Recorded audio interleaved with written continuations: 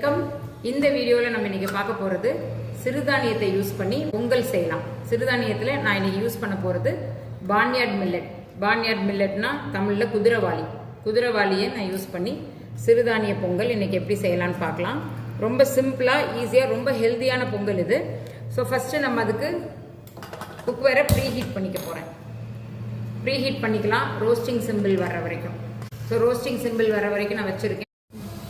So இப்போ இதுக்கு first மிளகு ஜீரகம் 1 டீஸ்பூன் எடுத்திருக்கேன்.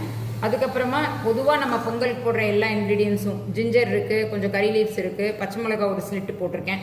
பச்சை மிளகா ஆப்ஷனல், வேணும்னா நீங்கள் போட்டுக்கலாம். அப்புறம் கொஞ்சமாக பெருங்காயத்தூள் போடணும். கீ வந்து ஒரு 1/2 டீஸ்பூன் கீ ஆட் பண்ணுவேன். ஸோ இதுதான் இதோட இன்க்ரீடியன்ஸ்.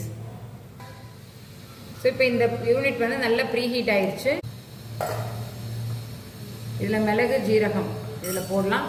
ஸோ இப்போ பொதுவாக ஒரு சிலர் ஃபஸ்ட்டு ரோஸ்ட் பண்ணுவீங்க, ஒரு சிலர் குக் பண்ணிவிட்டு ரோஸ்ட் பண்ணிக்குவீங்க. எப்படி வேணாலும் இதில் பண்ணலாம். நான் வந்து ஃபஸ்ட்டே ரோஸ்டிங் பண்ணிவிட்டு அதுக்கப்புறமா குக் பண்ண போகிறேன்.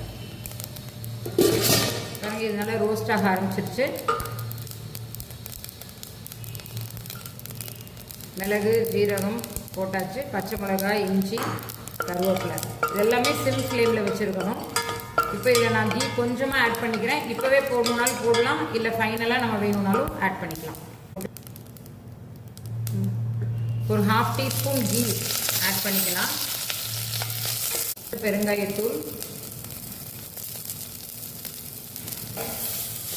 சிறுதானியம் குதிரைவாளியும் பாசிப்பருப்பும். சிறுதானியம் வந்து இதில் நான் 1 கப் எடுத்திருக்கேன். அப்போ இதுக்கு 4 கப் தண்ணி.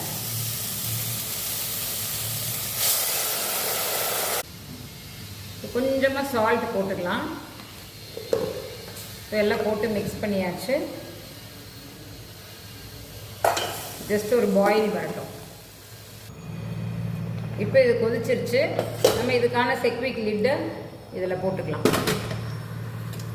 ஹை ஃப்ளேமில் வச்சுருக்கேன்.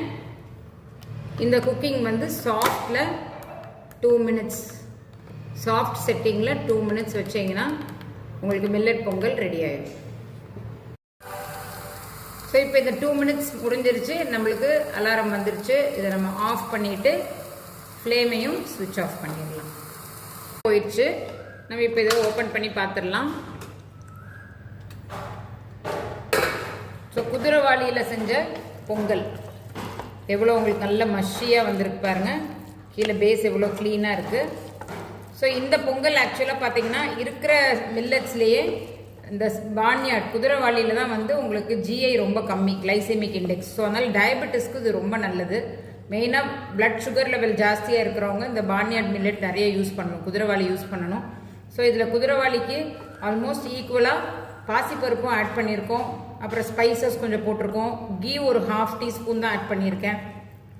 ஸோ கேலரி ரொம்ப கம்மி, அட் த சேம் டைம் ஹெல்த்தியான ஒரு பான்யார்ட் மில்லட் பொங்கல், குதிரைவாளி பொங்கல் ரெடி ஆயிடுச்சு.